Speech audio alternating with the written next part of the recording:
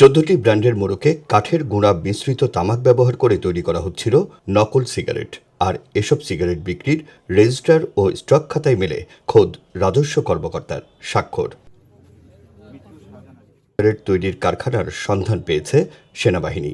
সোমবার থেকে মঙ্গলবার পর্যন্ত কয়েক দফা অভিযানের পর এসব তথ্য জানান উপজেলা নির্বাহী কর্মকর্তা।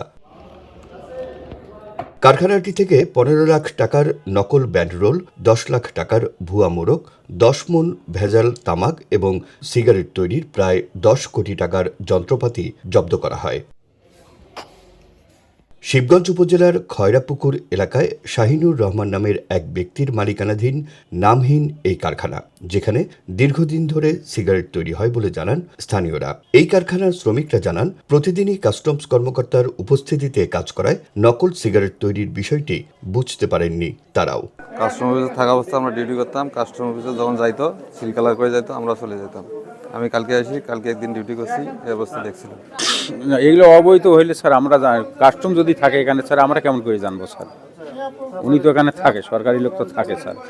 জি, বন্ধ হোক, তাতে সমাজ এবং সমাজের চেংরা পেংরা সব দিক দিয়ে উপকৃত হবে এবং ভালো থাকবে। এদিকে কারখানাটিকে প্রতিদিনই নজরদারিতে রাখলেও নকল সিগারেট তৈরির বিষয়ে কিছুই জানেন না বলে দাবি এই রাজস্ব কর্মকর্তার। আমার উপস্থিতিতে এরকম কোনো সিগারেট উৎপাদন হতো না। আমি এই 3 দিন এখানে আসছি। এখানে এসে আমি 2টা ব্র্যান্ড দেখতে পারছি, একটা হচ্ছে সিনার গোল্ড আর হচ্ছে ঢাকা।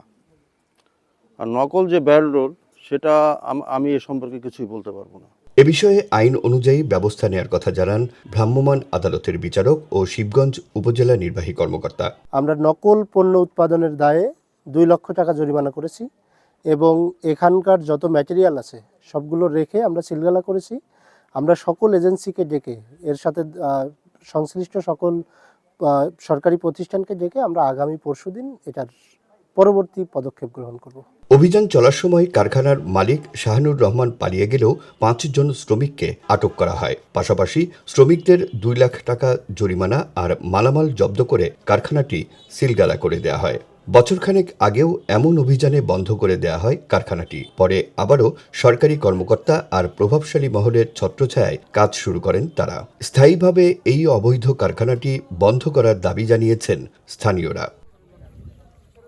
Rakib Jewel, one news, Bogura.